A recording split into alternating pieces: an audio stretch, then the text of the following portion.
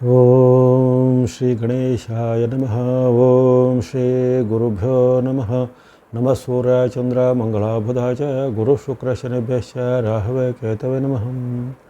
ನಮಸ್ತೆ. ಆಸ್ಟ್ರೋ ಆಚಾರ್ಯ ಗುರೂಜಿ ವಾಹಿನಿಗೆ ತಮಗೆಲ್ಲರಿಗೂ ಆದರದ ಸ್ವಾಗತ. ವಾಹಿನಿಯನ್ನು ನಿರಂತರ ವೀಕ್ಷಿಸಿ ಪ್ರೋತ್ಸಾಹಿಸಿ ಸಬ್ಸ್ಕ್ರೈಬ್ ಮಾಡಿರುವಂಥ ತಮಗೆಲ್ಲರಿಗೂ ಅನಂತ ಧನ್ಯವಾದಗಳನ್ನು ಸಲ್ಲಿಸುತ್ತಾ ಮಾಸಭಾಷದ ಕಾರ್ಯಕ್ರಮಕ್ಕೆ ಸ್ವಾಗತ.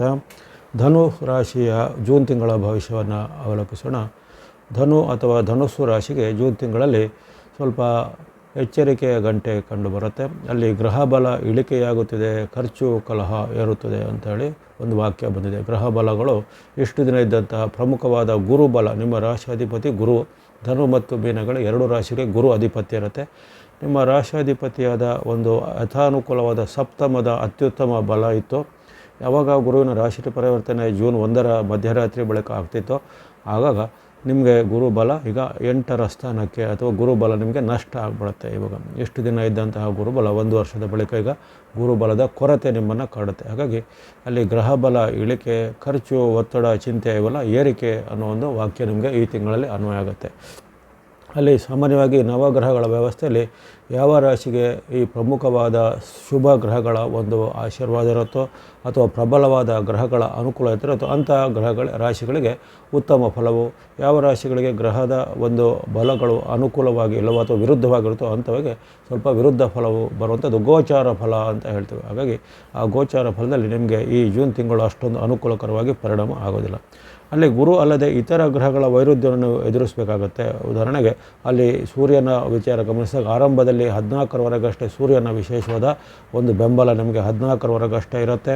ಜೊತೆಗೆ ಈ ಬುಧನ ಬೆಂಬಲ, ಬುಧನ ಪರಿವರ್ತನೆ ಸಹ ನಿಮಗೆ ಆರಂಭದಲ್ಲಿ ಇರುವುದಿಲ್ಲ. 22ರ ಬಳಿಕ ಅಷ್ಟೇ ಬುಧನ ಬೆಂಬಲ ಇರುವಂಥದ್ದು.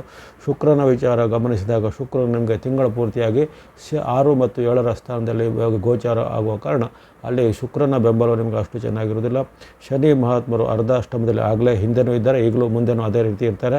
ಆದರೆ ಕೇತುವಿನ ಬೆಂಬಲ ಸಹ ನಿಮಗೆ ಇರುವುದಿಲ್ಲ. ಹಾಗಾಗಿ ಅಲ್ಲಿ 6 ಅಥವಾ 7 ಗ್ರಹಗಳ ವೈರುಧ್ಯವನ್ನು ನಿಮಗೆ ಒಂದು ಹಂತದಲ್ಲಿ ಎದುರಿಸುವಂತಹ ಪ್ರಮೇಯ ಬರುತ್ತೆ.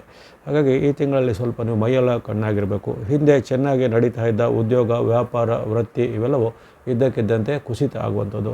ಜೊತೆಗೆ ನಿಮ್ಮ ಮೇಲೆ ಹೊಸ ಆರೋಪ ಆಪಾದನೆಗಳು ಬರುವಂಥದ್ದು, ಮಾಡುವಂಥ ಕೆಲಸ ಕಾರ್ಯಗಳು ವಿಘ್ನ ವಿಳಂಬಗಳು ಬರುವಂಥದ್ದು ಎಲ್ಲ ಸಾಧ್ಯತೆ ಇರುತ್ತೆ.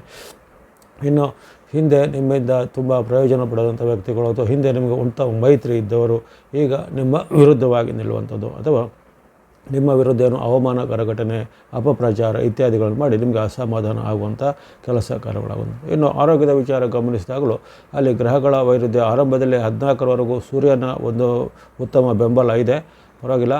ಆಗ 14ರ ಬಳಿಕ ನಿಮಗೆ ಸೂರ್ಯನ ಸಹ ಬೆಂಬಲ ಅಲ್ಲಿ ಇರೋದಿಲ್ಲ. ಹಾಗಾಗಿ ಆರೋಗ್ಯದಲ್ಲಿ ಸಹ ಈಗ ಗುರುವಿನ ಅಷ್ಟಮದ ಚಲನೆ ಇರೋ ಕಾರಣ ಸಾಗಿ ನಿಮಗೆ ಆರೋಗ್ಯದಲ್ಲಿ ಕೆಲವೊಮ್ಮೆ ಏರುಪೇರುಗಳು ಉಂಟಾಗುವಂಥದ್ದು, ಇದ್ದಕ್ಕಿದ್ದಂತೆ ಸುಸ್ತು ಆಗುವಂಥದ್ದು ಅಥವಾ ಈಗಾಗಲೇ ಇದ್ದಂಥ ಈ BP-ನೋ, ಶುಗರೋ ಅಥವಾ ಆರ್ಥರೈಟಿಸೋ, ಜಾಯಿಂಟ್ ಪೈನೋ ಏನೇ ಯಾವುದೋ ಸಮಸ್ಯೆಗಳು ಇದ್ದಂಥವರಿಗೆ ಈಗ ಸ್ವಲ್ಪ ಜೂನ್ ತಿಂಗಳಲ್ಲಿ ಹೆಚ್ಚಳ ಆಗ್ಬೋದು. ಅದರಲ್ಲೂ ಜೂನ್ 2ನೇ ವಾರದ ಬಳಿಕ ಇನ್ನಷ್ಟು ನಿಮಗೆ ಆರೋಗ್ಯದಲ್ಲಿ ಸ್ವಲ್ಪ ಹೆಚ್ಚಳ ಆಗ್ಬೋದು. ಅಥವಾ ಹವಾಮಾನ ವೈಪರೀತ್ಯದಿಂದ, ಆಹಾರ ದೋಷದಿಂದ ಇವೆಲ್ಲದರಲ್ಲೂ ನಿಮ್ಮ ಆರೋಗ್ಯದ ಮೇಲೆ ಸ್ವಲ್ಪ ಏರುಪೇರಿನ ಘಟನೆಗಳಾಗಬಹುದು. ಹಾಗೆ ಆರೋಗ್ಯದ ರಕ್ಷಣೆ, ಮಾತು ನಡವಳಿಕೆ ರಕ್ಷಣೆ, ಶತ್ರು ಪೀಡೆ ಅಥವಾ ಗುಪ್ತ ಶತ್ರುಗಳ ಕಾಟದ ಬಗ್ಗೆ, ಕೌಟುಂಬಿಕ ಬಾಂಧವ್ಯ, ಮನೆಯಲ್ಲಿ ದಂಪತಿ ಮತ್ತು ಮಕ್ಕಳ ಬಾಂಧವ್ಯ ಇವೆಲ್ಲದರ ಬಗ್ಗೆ ತುಂಬ ಗಮನ ಬೇಕು, ತಾಳ್ಮೆನೂ ಬೇಕಾಗುತ್ತೆ. ಯಾಕಂದರೆ ಈ ಕಾಲದಲ್ಲಿ ನಿಮಗೆ ಸಿಟ್ಟು ಹೆಚ್ಚಳ ಆಗ್ಬೋದು, ಅಸಹನೆ ಹೆಚ್ಚಳ ಆಗ್ಬೋದು. ಮಂಗಳನು ಅಲ್ಲಿ 5-6ರಲ್ಲಿ ವಿರುದ್ಧವಾಗಿರುವ ಕಾರಣ ಅಲ್ಲಿ ಅಸಹನೆ ಹೆಚ್ಚಾಗುವಂಥದ್ದು, ತಾಳ್ಮೆ ಕಡಿಮೆ ಆಗುವಂಥದ್ದು ಮತ್ತು ಕಲಹದ ಒಂದು ವಾತಾವರಣ ನಿಮ್ಮಲ್ಲಿ ಪದೇ ಉತ್ಪನ್ನ ಆಗುವಂಥದ್ದು.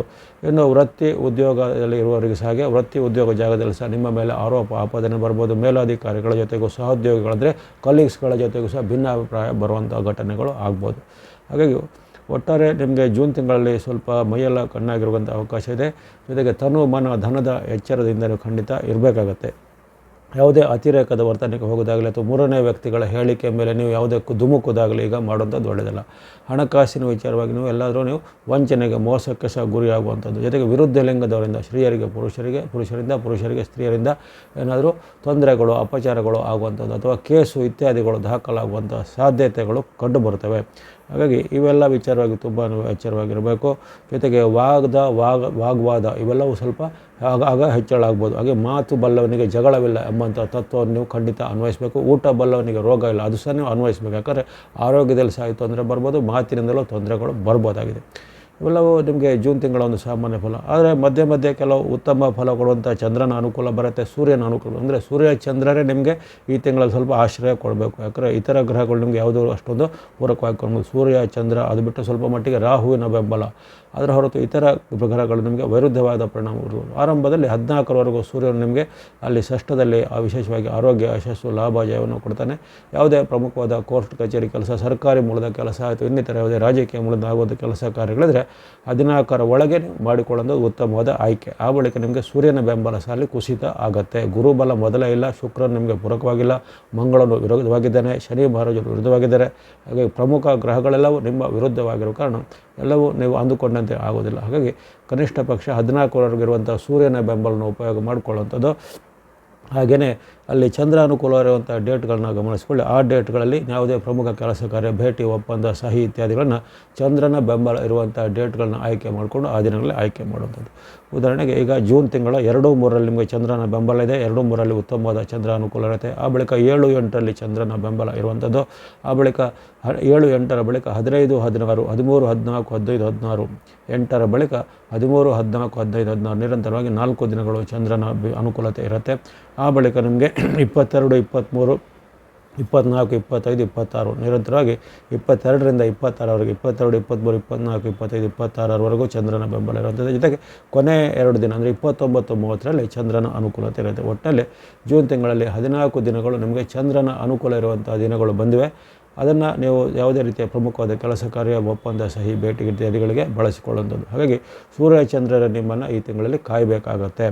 ಇನ್ನು ರಾಹುವಿನ ಬೆಂಬಲ ಮಧ್ಯೆ ಮಧ್ಯೆ ಕೆಲವೊಮ್ಮೆ ನಿಮಗೆ ಹಣಕಾಸಿನ ವಿಚಾರವಾಗಿ ಆಕಸ್ಮಿಕ ಲಾಭ ಆಗಲಿಕ್ಕೆ, ಇನ್ನು ಕೆಲವೊಮ್ಮೆ ನಿಮಗೆ ವ್ಯಾಪಾರ ಉದ್ಯಮದ ಸ್ವಲ್ಪ ಪ್ರಯೋಜನ ಆಗಲಿಕ್ಕೆ ಸಹಾಯ ಮಾಡ್ಬೋದು. ಇನ್ನು ಮಂಗಳನ ಪರಿವರ್ತನೆ 21ರ ಬಳಿಕ ಆಗುತ್ತೆ. ಆಗ ಮಂಗಳನು ಸಹ ನಿಮಗೆ ಸ್ವಲ್ಪ ಮಟ್ಟಿಗೆ ಸಹಾಯ ಮಾಡ್ತಾನೆ. ಮಂಗಳ ಗ್ರಹದ ಪರಿವರ್ತನೆ 21ರಲ್ಲಿ ಆಗುವಂಥ ಷಷ್ಠದ ನಿಮಗೆ ಮಂಗಳನ ಪ್ರಭಾವ 21ರಿಂದ ನಿಮಗೆ ವಿಶೇಷವಾಗಿ ಕೆಲವೊಮ್ಮೆ ಭೂಮಿಯ ವಿಚಾರ, ಹಣಕಾಸಿನ ವಿಚಾರ ಅಥವಾ ಬಾಂಧವ್ಯದ ವಿಚಾರಕ್ಕೆ ಮಂಗಳನು ಸಹ ಆವಾಗ ಪ್ರಯೋಜನಕಾರಿಯಾಗಿ ಬರ್ತಾನೆ.